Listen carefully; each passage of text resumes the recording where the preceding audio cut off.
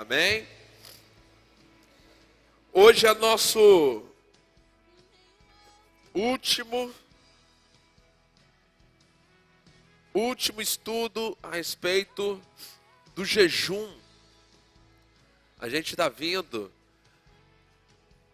Acende a luz aqui para mim, por favor. A gente está vindo de uma sequência de... Hoje é o quarto estudo e nós estamos falando sobre essa prática bíblica, espiritual, que é o jejum. Hoje nós vamos encerrar. Semana que vem nós vamos dar início a uma outra sequência, uma outra série, mais 4 estudos, onde nós vamos falar sobre a oração em outras línguas. Então, a partir de domingo que vem, nós temos 4 domingos falando sobre a oração em outras línguas. Então, não perca também essa sequência de estudos, de ensinamento da palavra de Deus. Antes da gente ler a parte introdutória, eu queria incentivar os irmãos, não somente a receber a instrução, o ensino, mas que você comece a praticar.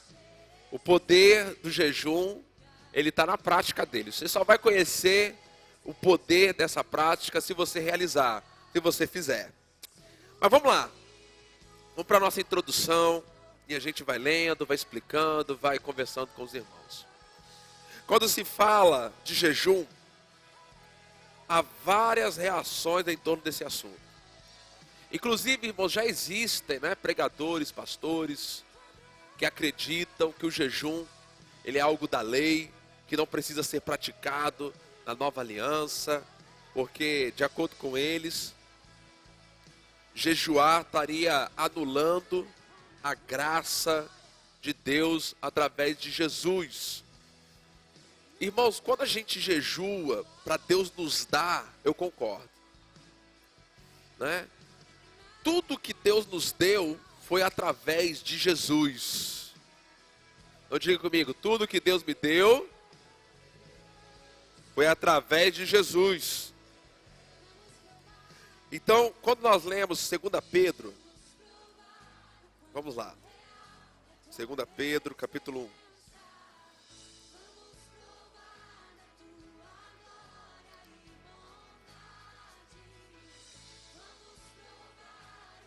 2 Pedro, capítulo 1, versículo 3. 2 Pedro, capítulo 1, o versículo 3 diz assim. Todos acharam? Amém. Então vamos lá. Visto como pelo seu divino poder nos tem sido doada todas as coisas que conduzem à vida e à piedade. Perceba que a Bíblia ela fala claramente aqui que todas as coisas que dizem respeito à vida e à piedade já nos foi dada. Então, nós não jejuamos para Deus nos dar coisas.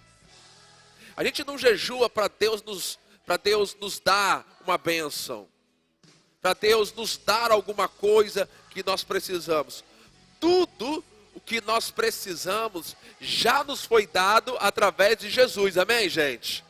Então diga comigo para você gravar. Tudo que eu preciso já me foi dado através de Jesus. Diga, o jejum não é para me dar coisas. Amém, gente? Continuando a nossa introdução. Há aqueles que se sentem incomodados ou até mesmo irritados com esse assunto, jejum. Outros já se sentem desafiados a começarem a praticar. Essa é a minha intenção. Minha intenção é que com esses ensinos você não se sinta incomodado, você nem se sinta irritado, mas você se sinta desafiado na sua vida a dar início a essa prática poderosa. A verdade é que a Bíblia revela essa prática na vida de homens e mulheres que têm suas histórias narradas nas Escrituras. Porém, ao olhar para a história da igreja, veremos outros que entraram nessa prática e alcançaram grandes resultados. Então, irmãos, você vai ver a prática do jejum na Bíblia, né? Homens, mulheres de Deus, tanto no Antigo quanto no Novo Testamento, que jejuaram, que tocaram em coisas poderosas, realizaram coisas poderosas. E além do jejum, além da Bíblia, você vai ver na história da igreja que o jejum sempre fez parte na vida dos homens e mulheres de Deus. Então eu coloquei alguns exemplos aí para a gente conhecer.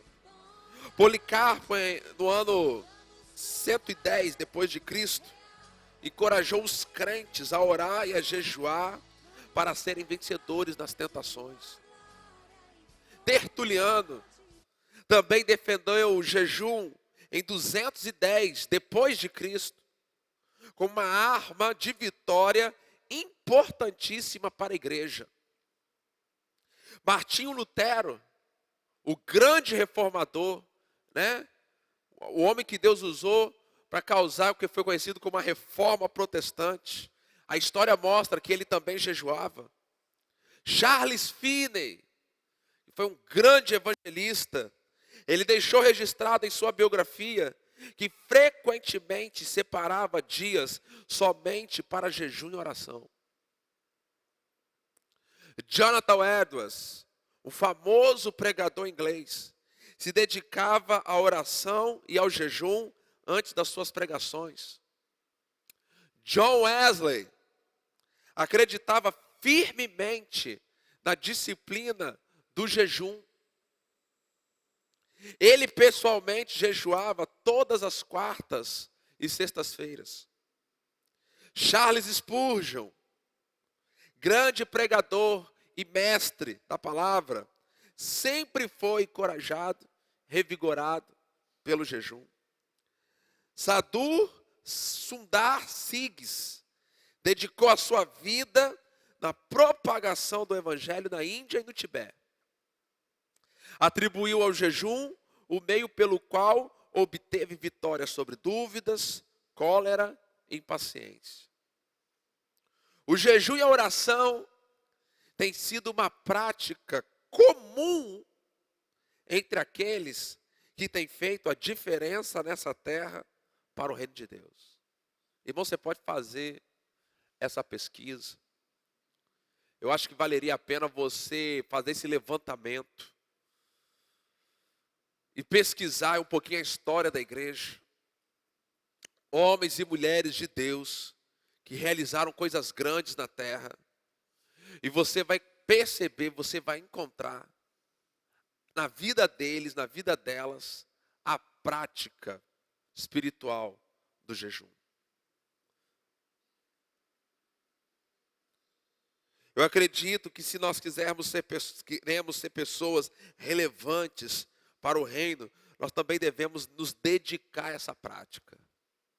Irmãos, eu acredito que uma igreja, quando ela surge com o propósito de ser relevante dentro de uma cidade. Nosso propósito está aqui, vale sempre a pena lembrar. Estarmos aqui, situados neste lugar, trazermos uma relevância espiritual dessa igreja para essa cidade.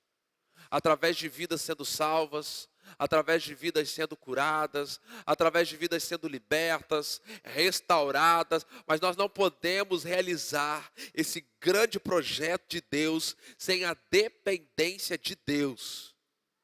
E uma das formas poderosas que temos de expressar a dependência que nós temos de Deus é através de uma prática constante, não é esporádica, não é de vez em quando. Não é orar e jejuar só quando estiver passando um problema. Porque muito crente ele só usa o jejum assim, quando ele está passando um problema. Deve ser algo, querido, que nós temos que incorporar dentro da nossa realidade de vida, se transformar um estilo de vida para cada um de nós. Então vamos avançar. Hoje vamos tratar algumas questões bem práticas relacionadas ao jejum. Mas antes da gente prosseguir, eu queria que você falasse assim para o seu irmão, olhe para ele e fala assim, seja encorajado a começar essa prática na sua vida. Só falar isso.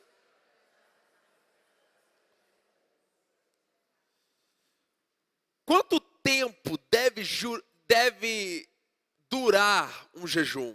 Então vamos lá. Irmãos, a Bíblia, ela não determina regras desse gênero. A Bíblia não determina. Não existe, irmãos, uma doutrina, não existe textos bíblicos que estabeleçam para nós as regras de como um jejum deve ocorrer. Você tem textos, exemplos de pessoas que jejuaram, como elas jejuaram, quanto tempo jejuaram, e que a gente se apoia nesses exemplos bíblicos para a gente fazer as nossas práticas de jejum. Por exemplo, então, o jejum de Daniel, né? Jejum que é um jejum parcial, jejum absoluto. São exemplos que nós temos, textos que nós temos, que exemplificam para nós como é que nós podemos jejuar. Mas vamos lá. Portanto, cada um é livre para escolher quando, como e quanto. Então, vou repetir isso. Cada um é livre para escolher quando, como e quanto você vai jejuar. Diga bem alto, bem forte, para que você não seja escravo de legalismo, de doutrinas erradas. Diga, eu sou livre para escolher quando, como e quanto tempo eu vou jejuar. Amém, gente?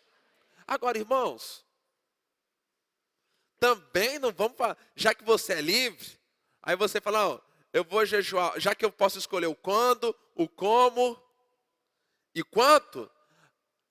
Jejum, irmãos, não é para trazer facilidade não, gente. Irmãos, jejum é a disciplina espiritual mais incômoda para o seu corpo. Vou repetir isso. Jejum é a disciplina espiritual mais incômoda, mais desconfortável para o seu corpo. Então, por exemplo, não adianta nada, né, irmãos? O que você faz da meia-noite às 6 da manhã? Você dorme. Vou jejuar da meia-noite às 6 da manhã. Não, meu irmão, aí isso não é jejum. Isso não é jejum. Isso aí se você fala assim, geralmente eu durmo da meia-noite às 6 da manhã, mas essa noite eu não vou dormir não. Eu vou ficar das 6 da manhã, eu vou jejuar o meu sono, eu vou ficar acordado, vou ficar orando, meditando a palavra do Senhor, até 6 horas da manhã. 6 horas da manhã, tomo um banho, tomo um café e vou trabalhar. Aí beleza. Então deixa eu dizer algo para você. Jejum, ele se o jejum não traz desconforto para a sua carne, tem alguma coisa errada. Tem alguma coisa errada. Então, deixa eu dizer algo para você. De fato, você pode escolher o quando. Você pode escolher como. Você pode escolher quanto. Mas deixa eu dizer algo para o irmão e para a irmã. Não facilite para a sua carne. Não facilite. Não se engane. Vemos vários exemplos de jejum de duração diferente da Escritura. Por exemplo, tem jejum na Bíblia de a duração de um dia. O jejum do dia da expiação, que foi estabelecido em Levítico. Que eles jejuavam uma vez por ano, o povo de Israel. Todo o povo de Israel jejuava. 3 dias, foi o jejum de Esther. Está ali a referência do apóstolo Paulo. Jejum de 7 dias. Temos exemplo disso lá em 1º livro de Samuel, 31:13. que foi um jejum pelo luto, pela morte de Saul. Jejum de 14 dias, que foi um jejum involuntário de Paulo e os que estavam com ele no navio. Jejum de 21 dias, né? Que foi o jejum de Daniel em favor de Jerusalém. E de 40 dias. Então você vai ver jejum de várias durações. Então você pode fazer isso. Muitas pessoas, preste atenção nisso, erram ao fazer votos ligados à duração do jejum. Irmão, cuidado com isso. Fazer um voto com Deus. Não aconselho ninguém a fazer um voto de quanto tempo vai durar jejum, pois isso te deixará preso, isso te deixará debaixo de condenação. No caso de que algo fugir ao seu controle. Às vezes, querido, você se propõe a fazer um jejum, a começar um jejum, aí você vai lá e torna esse jejum um voto. Aí alguma coisa acontece ali nos dias e aí você não pode levar à frente, você não pode... Obrigado. Você não pode cumprir aquele jejum. Aí você vai ficar debaixo de condenação, debaixo de culpa. Então deixa eu dizer para você algo. A princípio, se você não tem um hábito de jejuar e você quer criar esse hábito, não faça um voto não. Não faz um voto não. Olha, vamos continuar. Olha só o que diz aí Eclesiastes capítulo 5, versículo 4 e o versículo 5 diz assim: quando a Deus fizeres algum voto, não tardes em cumpri-lo, porque não se agrada de tolo. Cumpre os votos que fazem. Melhor é que não votes do que votes e não cumpras. Então deixa eu dizer algo para você.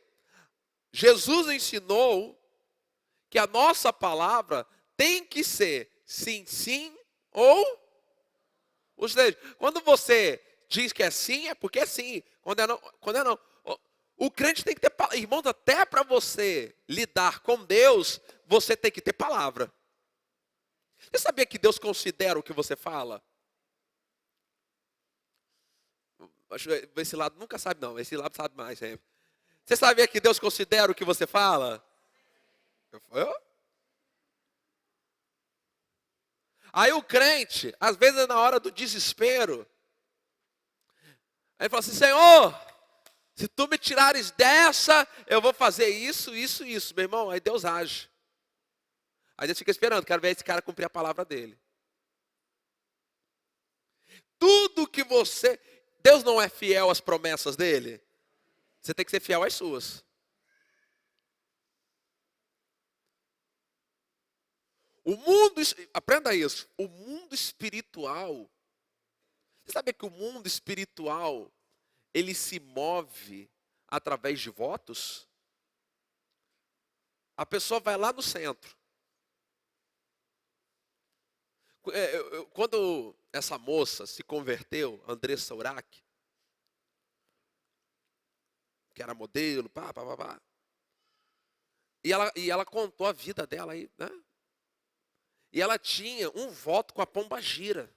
Quem viu isso? Deixa eu ver, gente, levanta a mão, deixa eu ver. Então, deixa eu contar, porque muitos não viram. Ela queria ficar famosa, rica, e ela fez um voto com a Pombagira. Todo o trabalho que ela fechava de publicidade, ela dava R$1.000. Ela fez um voto. Ó, todo o trabalho que eu fechar. E uma vez por ano, lá no centro, lá onde ela tinha a aliança dela, ela bancava uma festa. E tinha também um outro lance lá, que cada um valor X lá que ela ganhasse, ela dava uma champanhe para a Pombagira. E ela tinha que pagar o voto. Ela tinha que pagar. A pessoa, quando ela faz uma aliança com o reino das trevas, ela faz por meio de voto. Ó, eu te dou isso. Você lembra de Jesus, da tentação? O que Satanás falou? Ó, eu te dou todas as glórias desses reinos aqui, se prostrado me adorares. O que Satanás estava propondo a Jesus? Um voto. Eu te dou, mas em troca você me dá algo.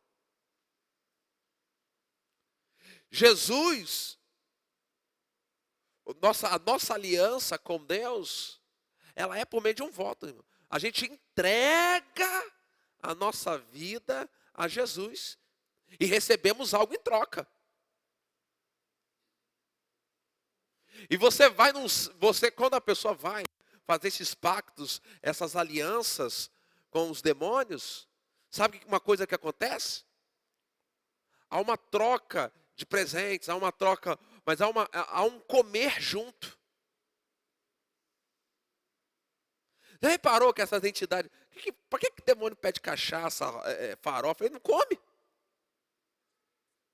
Olha que doideira. Mas o que alimenta aquele pacto? É a oferta, é a oferenda, é a intenção do coração, é a adoração que é dada. É a obediência, é a submissão. Então deixa eu dizer para você, irmãos, fazer voto com Deus é algo sério, gente. Aí o crente faz assim, Senhor, passagem de ano, eu faço um voto. Esse ano eu não vou faltar nenhum culto. Irmão, não faz voto que depois você não vai conseguir cumprir. É melhor que você faça. Desse ano eu tenho até intenção. Eu não sei se eu vou conseguir não, mas pelo menos eu vou tentar. Do que você transformar isso num voto. Aí o irmão, não, Deus, se o Senhor me curar aqui, se eu receber minha cura, todo ano nessa data eu vou dar um culto aqui na minha casa. Passa no primeiro ano, vai, segundo ano e depois... Se você falou que é todo ano, agora a tua palavra vai ter que durar até o resto da sua vida. Todo ano você vai ter que fazer. Porque isso é uma aliança, isso é um voto, isso é um compromisso. Então deixa eu dizer algo para você. Minha orientação, minha sugestão a cada um de nós, não faça voto nessa área do jejum, não. Tenha uma intenção, mas não faça um voto. Vamos dar continuidade. É importante que haja uma intenção, um alvo, quanto à duração do jejum no seu coração. Mas não transforme isso em voto. Ou seja, você pode ter uma intenção. Eu quero fazer um jejum desse mês, uma vez por semana. Amém. Você tem uma intenção que você tem no seu coração. É uma intenção que você está estabelecendo. Um alvo que você está fazendo. Agora, não transforme isso em voto. Não, pastor, mas eu quero transformar. Então transforma, meu filho. Aí é contigo. Mas você tem que cumprir. Fala aí para quem está do seu lado. Se você fizer um voto com Deus, você tem que cumprir. Fala isso para ele. Diga assim, há um poder espiritual em fazer um voto. Há um poder. Irmãos, quando nós falamos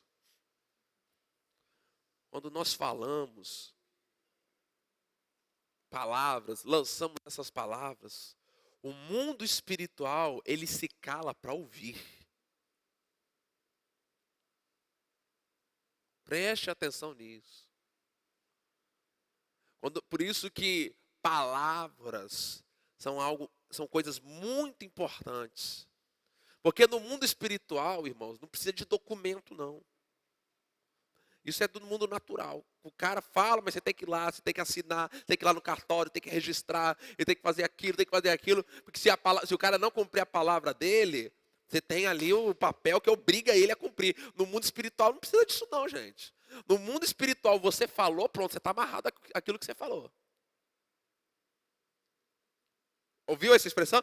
No mundo espiritual, quando você fala, você está amarrado ao que você falou.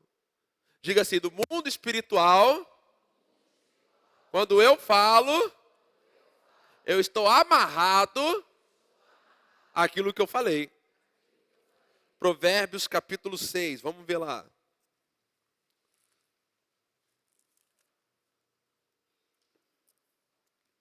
Provérbios capítulo 6, versículo 2.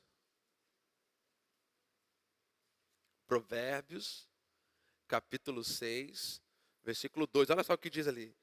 Estás enredado com o que dizem os teus lábios. Olha a parte final. Está o que, gente? Provérbios capítulo 6, o versículo 2. A segunda parte fala assim, está o quê? Preso. Vocês acharam aí na Bíblia, gente? Está preso. Está preso com o quê? Hã? Fala alto, gente. Com as palavras da tua boca. Agora, irmão,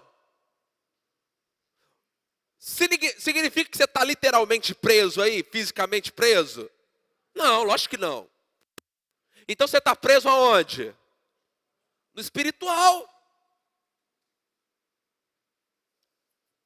No espiritual, gente. Tem gente que a vida dela está presa, está amarrada, não vai para frente, não acontece. Por quê, pastor? A Bíblia está falando, gente.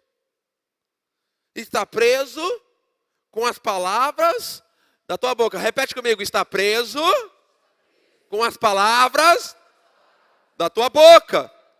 De novo, está preso com as palavras da tua boca.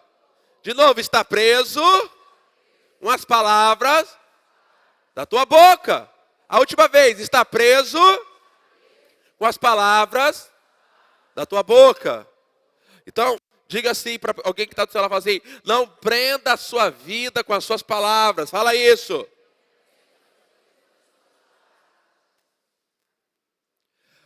Pastor, mas se eu estou preso com as palavras da minha boca, o que eu faço agora? Querido, se as palavras da tua boca podem te prender, as palavras da tua boca também podem te libertar. Existe um princípio espiritual que está dito assim, que tudo que você disser vai acontecer. Então comece a dizer. Se você se prendeu com as palavras da tua boca, use agora a sua boca para você se libertar.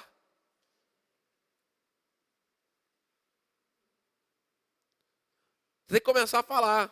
Ó, tudo que eu prendi com as palavras da minha boca no mundo espiritual, eu começo a soltar agora em nome de Jesus.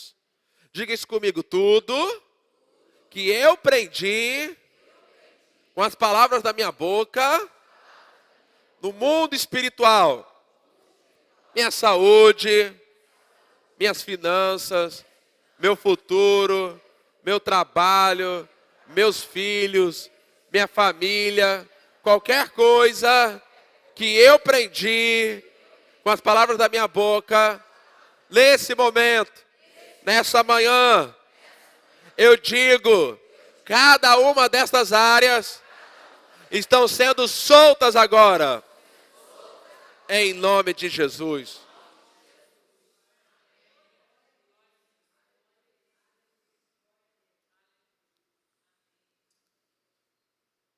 É assim que faz. Aí agora, quando você fez essa declaração, os anjos pegaram essa palavra sua e estão agindo. Estão agindo. Quando você fala o contrário, em vez dos anjos agirem, quem vai agir são os demônios. Então, quando você fala bênção, vida, os anjos pegam aquelas palavras e trabalham em cima daquelas palavras. O mundo espiritual, o reino de Deus se move em teu favor por causa daquelas palavras. Agora, quando você fala o contrário, os demônios começam a agir. Irmãos, os demônios adoram o que eu e você falamos de errado. Eles se alimentam. Você sabia que demônio, preste atenção nisso. De vez em quando eu falo aqui na igreja, eu percebo que às vezes isso que eu falo não é levado tão a sério assim. Mas eu vou falar. Eu falo assim, irmãos, de vez em quando, mesmo sem vontade, você tem que rir. Quem já me ouviu falando isso aqui? Por quê? Os demônios, eles se alimentam da nossa dor e do nosso sofrimento, da nossa tristeza, da nossa angústia. Quando a gente se entrega a isso, eles ficam fortes, a ação dele. Agora, quando você começa a se alegrar pela fé, isso vai enfraquecer a ação deles na tua vida e no problema.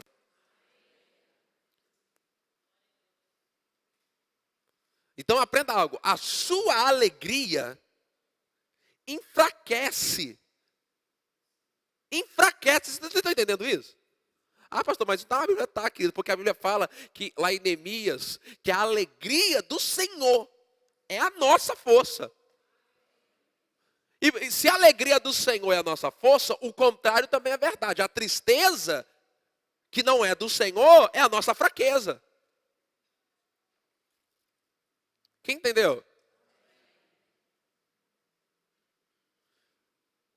Aprenda isso. Sempre quando a Bíblia traz uma revelação, por exemplo, a alegria do Senhor é minha força. O outro polo também é verdadeiro. Se a alegria do Senhor é a minha força, então do outro lado, o que nós temos? Aqui é a alegria, aqui é a tristeza. Ou seja, a tristeza que não é do Senhor é a minha fraqueza. Ó, o choro pode durar uma noite. Pronto. São polos. O que é verdade aqui, é verdade aqui. Ou seja, se uma pessoa pode estar presa com as palavras da sua boca, qual que é o polo? O outro polo? Ela pode ser o quê? Livre. Pelo quê? Pelas palavras da sua boca. Isso acompanha a Bíblia, isso é uma verdade do mundo espiritual, irmãos. Você tem que estar sempre ligado nisso. Então, pastor, mas é normal, pastor. A gente está às vezes chateado, tá bom? Você está, irmão, quem disse que não é normal?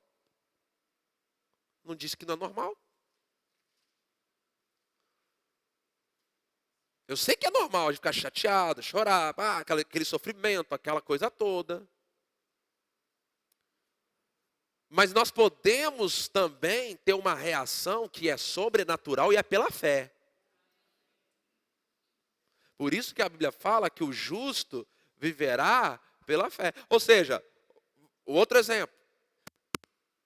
Sem fé é impossível agradar a Deus. Qual que é o outro extremo? Qual é o outro polo? Ou seja, com incredulidade, com dúvida, com medo, não se agrada a Deus, gente. Então, isso é uma verdade no mundo espiritual. Então, por isso que eu estou trazendo essa palavra, para que você seja prudente no que você fizer um voto a Deus. Porque se você fizer um voto... Agora, irmãos, deixa eu dizer algo para você. Eu já vi muito problema ser resolvido através de um voto. Existe, pode até anotar isso que eu estou falando agora aqui, tá? Existe poder em se fazer um voto com Deus. Existe um poder. Jacó, ele fez o voto do dízimo com Deus. Senhor, se tu me abençoares, eu vou te dar o dízimo de tudo quantos eu tiver. Aí você vai ver Jó. Eu acho que era uma área que os crentes tinham que ter esse voto com Deus. Dízimo, na oferta. Você vai ver o poder de Deus operando na tua vida financeira de uma forma extraordinária. Algo assim, poderoso. Então tem poder, tem situações, irmãos, que você pode resolvê-las fazendo um voto. Deus, isso aqui, eu vou fazer isso. E Deus recebe aquilo. Deus toma aquilo para ele. Aquilo fica registrado no mundo espiritual. Então, cuidado com isso, com essa questão, principalmente na área do jejum, de você fazer voto e não conseguir cumprir. Creio que a prática, vamos voltar para a nossa folha. Creio que a prática do jejum não deveria ser algo esporádico em nossas vidas, feita somente em algum momento de necessidade. Irmão, logicamente, surgiu uma necessidade, jejue. Mas não espere um problema, uma necessidade, uma circunstância difícil se levantar para que você tenha que jejuar.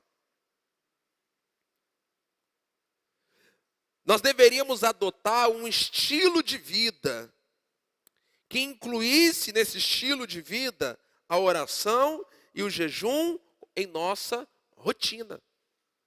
Aí eu coloco aí, né? Sugiro que você jejue pelo menos uma vez por semana, se você puder. Né? Se você puder. Não, pastor, eu só posso de 15 em 15 dias. Então faça. Veja o que é melhor para você, mas comece a jejuar. Traga isso para a sua rotina. Não, eu vou jejuar 2 vezes por mês. Tá bom, irmão, comece. Vai ser a sua rotina. Crie uma rotina em cima disso. As prioridades de Deus. O jejum é uma prática espiritual que coloca você dentro do plano central das prioridades de Deus. Isso é importante. Mateus 6,33.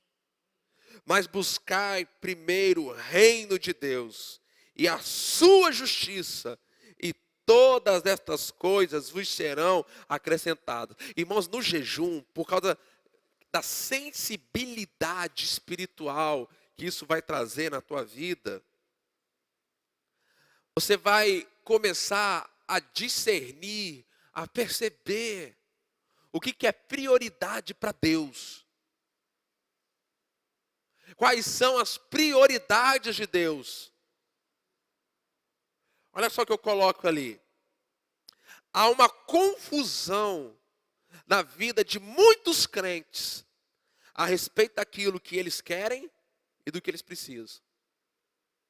Tem muita gente orando, buscando coisas que quer, mas não é isso que você precisa. Há uma diferença entre querer algo e precisar de algo.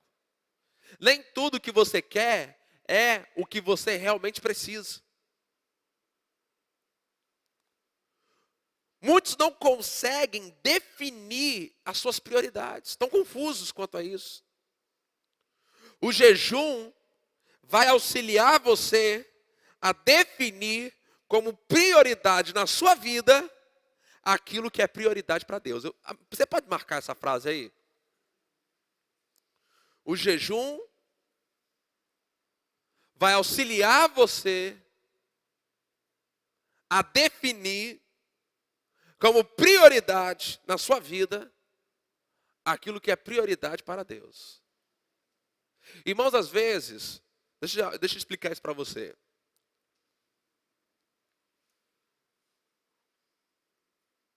Você está tão confuso a respeito de coisas na sua vida que você não sabe nem por onde começar a orar, nem por onde jejuar. Então você fala, Senhor, eu vou começar um jejum simplesmente para o Senhor colocar a minha vida em ordem. Porque eu sei por onde começo. Quando reservamos tempo para nos concentrar em jejum, oração, nos encher da palavra de Deus, o Espírito Santo intensifica seu agir em nosso ser, nos dando poder para mortificar aquelas áreas da nossa carne que querem bloquear o nosso avanço nas coisas de Deus. Entendeu essa parte, irmão? Olha só o que diz João 15, 1, 2. Jesus falou, eu sou a videira verdadeira, meu pai é o lavrador, toda vara em mim que não dá fruto, atira. E poda toda aquela que dá fruto. Com qual objetivo? Para que dê mais fruto.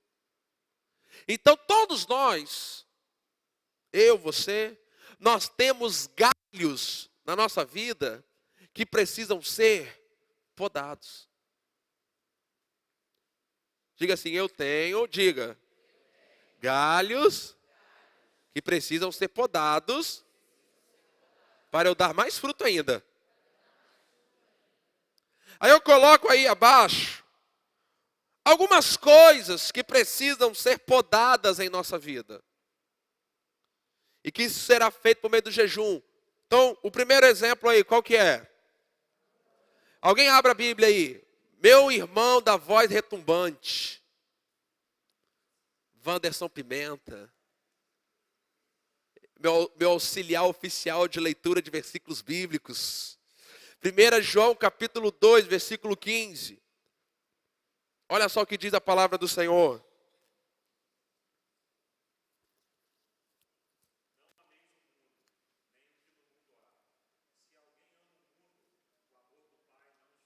Então a primeira coisa, irmãos, que tem que ser podada na nossa vida, é o amor ao mundo. Amor ao mundo. Irmãos, deixa eu dizer algo para você. Tem pessoas, você vai ver isso, você já deve conhecer pessoas assim. Elas até querem, não é que elas estão sem vergonha não, cara de pau não. Elas querem se firmar na igreja, elas não conseguem. Tem uma força que impede elas, que puxa elas para trás. Essa força, ela ainda está presa às coisas do mundo. Como é que isso pode ser rompido? Através do jejum. O jejum, ele vai podar esse galho. Qual é o próximo aí? O quê? Vamos ler? 1 Timóteo, capítulo 6, versículo 10. 1 Timóteo, capítulo 6, versículo 10. Olha só que interessante. Porque o amor ao dinheiro é a raiz de toda espécie de mal.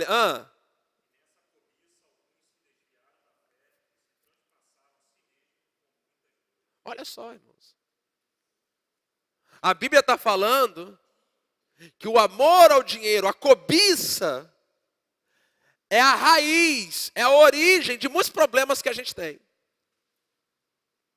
Muitos problemas que acontecem na vida das pessoas, onde está? É lá no amor ao dinheiro. Os cuidados desta vida e a sedução das riquezas. Mateus 13, versículo 22. Mateus, capítulo 13, versículo 22. Olha só o que diz.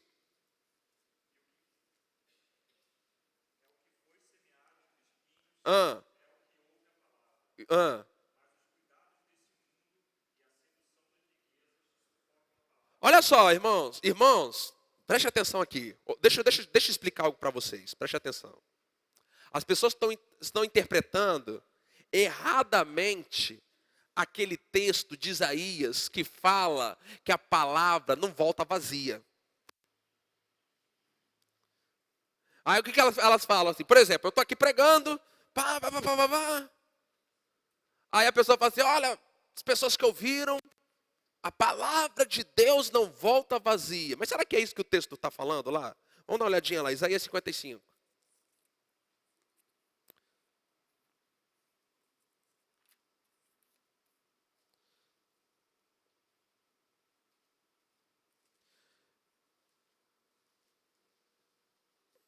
Isaías 55, eu vou te explicar essa questão da palavra de Deus não voltar vazia. Será que é dessa forma? Porque, olha só, irmãos. Porque se esse negócio de a palavra de Deus não volta vazia é verdade, como é que Mateus 13, versículo 22, diz que a palavra fica fica sufocada, infrutífera? Então ela voltou vazia. Aí a Bíblia teria uma contradição? Então vamos entender. Aqui, Isaías 55, eu vou ler aqui, a partir do versículo 10 fala assim: porque assim como descem a chuva e a neve, onde? Ó, chuva e neve descem da onde? E para lá não tornam. Sem que primeiro, olha só, então ele está falando o seguinte: a chuva e a neve descem, regam a terra e depois fazem o quê? Retornam. Sem que primeiro reguem a terra e a fecundem e façam brotar para dar semente ao semeador e pão ao que come. Agora veja, assim será a palavra que sair da minha boca. Não voltará para onde? Não voltará para onde? Mas quem é esse para mim? Deus. Então, a palavra não volta vazia quando ela volta para quem? Mas pastor, mas como é que a palavra vai para Deus? Através da sua confissão, do que você fala. A palavra que você fala, a palavra que procede da boca de Deus e a palavra que você fala, não volta para Ele vazia. É isso que a Bíblia está falando aqui. A crentaiada fala assim, a palavra de Deus não volta vazia. Do jeito que eles falam, volta sim. Assim será a palavra que sair da minha boca, não voltará para mim vazia. Então, irmão, veja que o próprio Deus está falando. É a palavra que volta para Ele, que não volta vazia. Vocês entenderam isso, gente? Deixa eu ver. Diga assim, a palavra que volta para Deus, através da minha confissão, não volta vazia. Aí ele completa, mas fará.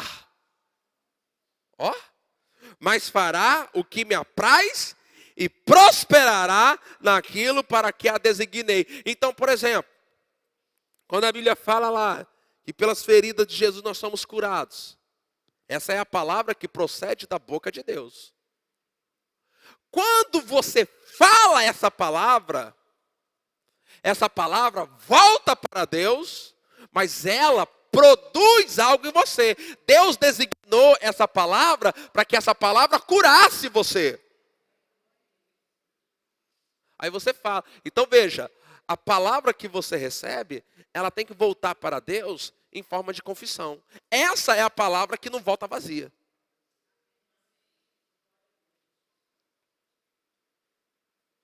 Você pode marcar aí no seu texto. Porque quando você ouvir agora, você já sabe explicar. Eu sei que vocês gostam de explicar para o povo aí fora. Então eu estou ajudando vocês. O povo só lê assim, é a palavra, porque irmãos, as pessoas elas citam os versículos de forma que não está escrito na Bíblia. A palavra de Deus não volta vazia. Não volta, a Bíblia diz assim, não voltará, Deus falando, não voltará para mim vazia. Agora, se a aplicação fosse de que a palavra de Deus não vai voltar vazia na vida das pessoas, irmãos, então era a gente pregar uma vez e a vida de todo mundo mudava na hora. Você prega, ensina, prega, ensina, e prega de novo, e ensina de novo. E a pessoa continua com a palavra vazia. Aí o povo, não, mas a palavra de Deus não volta vazia para Ele. Quando você crê e fala, confessa. Agora sim, vamos voltar lá a Mateus 13, 22. Vamos voltar lá. Eu precisava explicar isso para vocês. Mateus 13, 22. O que foi semeado entre os espinhos. Ele está falando da palavra de Deus. É o que ouve a palavra. Porém, os cuidados do mundo, as preocupações, as ansiedades. Quais são os cuidados do mundo? As preocupações do mundo. Coisa do mundo, irmãos. A preocupação, a correria do dia a dia, os problemas. Pá, pá, pá, pá, pá. Às vezes a pessoa está... Irmãos, às vezes a pessoa está aqui no culto. Às vezes a pessoa está aqui no culto. É por isso que vocês não podem chegar atrasados para o culto. Por causa disso que eu vou falar agora. É por isso que vocês não podem chegar atrasados. Às vezes a gente começa o culto, irmãos. Aí tá, daqui a pouco tá o povo chegando atrasado, e andando para lá e para cá, para cá, para cá, para cá, para cá, para cá. Aí tem alguns pais que acham bonito deixar os filhos correr para lá, para cá, para lá, para cá, para lá. Por quê? As pessoas... Irmão, por que a gente começa culto com louvor? Porque as pessoas, elas entram por aquelas portas, muitas vezes, angustiadas, sobrecarregada, distraída, agitada, perturbada. Aí ela chega, irmãos, ela precisa de ouvir a palavra, receber algo de Deus. Aí por que a gente começa com louvor? Por que a gente começa culto com louvor? Porque o louvor tem o poder de aquietando as pessoas. Não é para preencher tempo de culto, não, gente. Tem um objetivo. Aí a pessoa vem, aí a pessoa está angustiada. Porque a pessoa angustiada, inquieta, meu irmão, eu posso ali pregar, às vezes não entra. Mas o louvor vem e prepara o coração dela para ela receber a palavra. Importantíssimo isso. É importantíssimo. A pessoa chega aqui angustiada, cheia de problema, irritada, cheia de cuidado, preocupada, com medo de como é que vai ser amanhã, essa semana, que não vai conseguir, que não vai pagar, que não vai dar certo, que o marido me deixou, minha esposa me deixou, meus filhos me deixaram. Aquela... Aí a pessoa chega aqui, irmãos, aí começa aquele louvor fluindo, gostoso. Aí o coração dela vai se aquietando, se aquietando, se aquietando. Se aquietando. A paz de Deus vai chegando ali. Aí quando a gente chega para pregar a palavra, aquele tempo de louvor, fez o quê? Preparou a terra do coração dela para a semente da palavra entrar. Aí como é que os crentes atrapalham?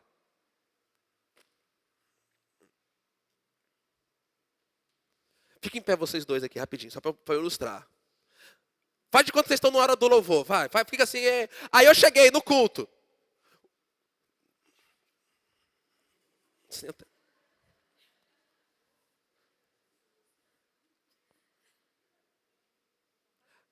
Aí eu acabei de sentar, aí eu vou dar de ir no banheiro. Em pé de novo. Aí eu volto do banheiro. Em pé de novo, em pé de novo. Agora estou com vontade de beber água. Oi, irmão, obrigado. Quem é que consegue ficar quieto num culto desse?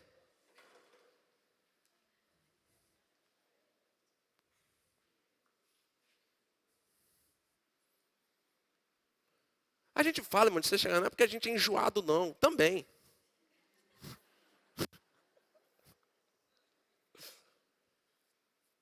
Mas é por causa disso. Aí a pessoa está ali desesperada, ela precisa. Mas ela não consegue receber. Por causa daquela movimentação, daquela agitação, daquele entra e sai. E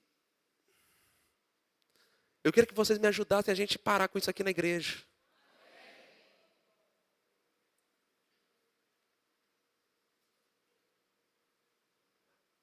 Porque as pessoas, irmãos, elas chegam às vezes na igreja. Às vezes não, a maioria é assim. E graças a Deus, a gente tem recebido muita gente nova, muitos visitantes. E as pessoas, elas vêm assim, Senhor, eu preciso ouvir o Senhor falando comigo hoje. Então a gente tem que evitar distrações na hora do culto. Entra e sai. Irmãos,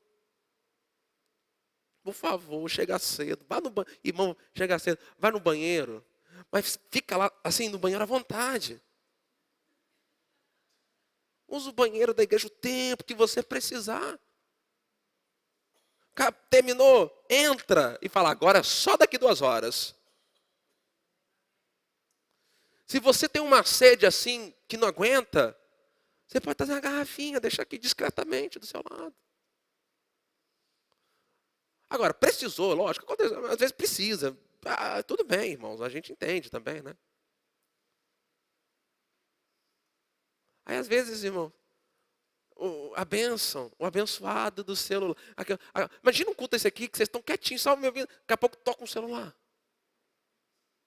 Não tem jeito, irmão, todo mundo faz assim, começa a procurar.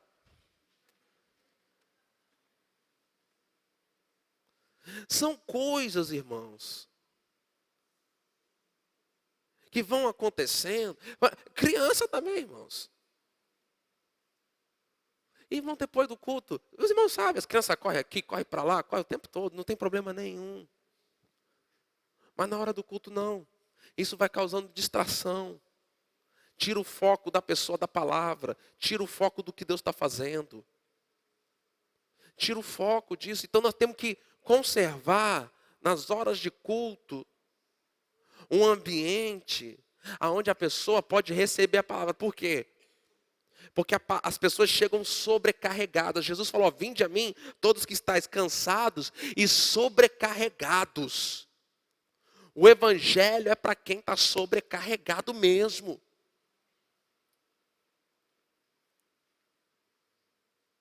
Então nós temos que facilitar as coisas para evitar que haja distrações na hora do culto.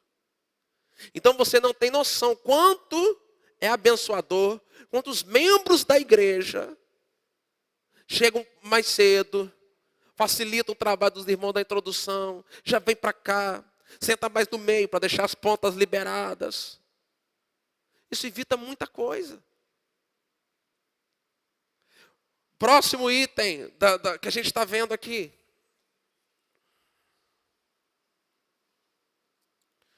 Acabamos de falar do cuidado deste mundo, né?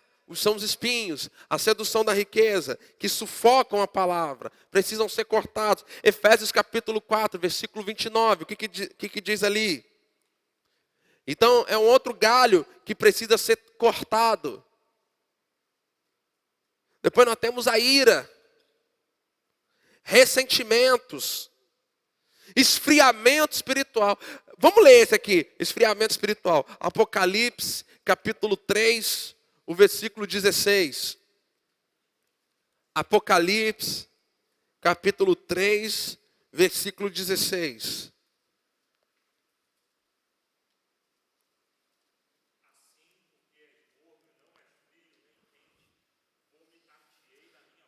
Irmão, deixa eu dizer algo para você. Qualquer um de nós, eu, você, qualquer um de nós aqui, podemos passar por momentos de esfriamento espiritual, que a gente já não quer mais ler a Bíblia, não quer mais orar, fica desanimado para ir na igreja. Irmãos, o melhor remédio para o esfriamento espiritual, sabe o que é? 1, 2, 3 dias de jejum, tu vai ver só.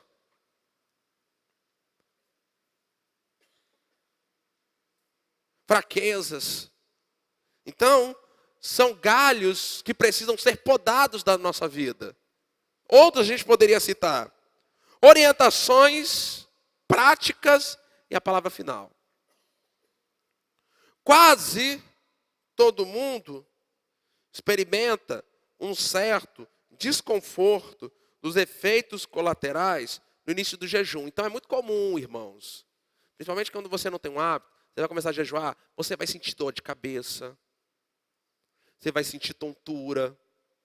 Parece que você vai desmaiar. Mas nada disso vai acontecer, não. Por que o nosso corpo reage dessa forma? Porque a gente está acostumado a comer muito. Come fritura, toma refrigerante, pá.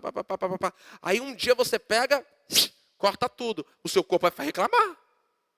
Aí vai começar a dar essa dor de cabeça, irritabilidade. enrijecimento do pescoço, da fraqueza, da tontura. Parece que você vai morrer. Ah, eu estou morrendo. Não, você não está morrendo. Teu corpo aguenta ficar um dia inteiro sem comer, tranquilo. Bebendo água e sem dar sólido. É provável que você sinta dor de cabeça, um pouco de náusea. A razão disso é que existe um acúmulo de toxinas em seu corpo que deverá ser eliminado. Então beba muita água. O que é esse desconforto? É o seu corpo eliminando de dentro dele toxinas. Ele está botando para fora. O ministro americano Maharaj Chavada, em seu livro O Poder Secreto do Jejum e da Oração, faz a seguinte afirmação: o Senhor nos tem convocado para a prática do jejum e da oração e para obedecer a sua palavra. Uma vez subjugando o nosso viver nesta prática, Ele poderá liberar a unção apostólica em nossas vidas, em nossas igrejas, em nossos ministérios, neste mundo. Possuindo a unção do alto, o nosso ministério não será baseado em meros discursos mornos ou apáticos. Não será tomado por nenhum temor, dúvida ou descrença. Pelo contrário, será profético, apostólico e capacitado a manusear a espada de dois gumes, afiada, que nos é concedida somente pelo Espírito de Deus. A prática do jejum nos move de um domínio natural deste mundo para viver e governar o sobrenatural do reino de Deus. Então veja, o jejum ele move você. É você que muda ao jejuar. O jejum te tira de um domínio natural e coloca você numa dimensão sobrenatural. Este é o único lugar onde você pode obter revelação, autoridade e o poder do Espírito Santo. Vamos lá para o nosso questionáriozinho? Rapidinho. Ele é muito simples, só para te ajudar a fixar algumas coisas. A respeito do jejum, o que é correto afirmar? Primeiro ali. Leia aí, letra A ou letra B? A Bíblia não determina regras deste gênero. Portanto, cada um é livre para escolher quando, como e quanto jejua. Letra B, perdão. Próximo aí. A respeito de fazer um voto para o tempo de jejum. Qual que é? Letra A ou letra B? É importante que haja uma intenção e um alvo quanto à duração do jejum, mas não transforme isso em voto. Próximo, a respeito do jejum é correto afirmar o quê? É uma prática espiritual que coloca você dentro do plano central das prioridades de Deus. O jejum vai operar no meu íntimo, mortificando o quê, gente? Todo esfriamento espiritual. Por último, a respeito do jejum, é correto afirmar. O que é correto afirmar? A prática do jejum poderá liberar a unção apostólica em nossas vidas, nossa igreja, em nossos ministérios, neste mundo. Amém, irmãos?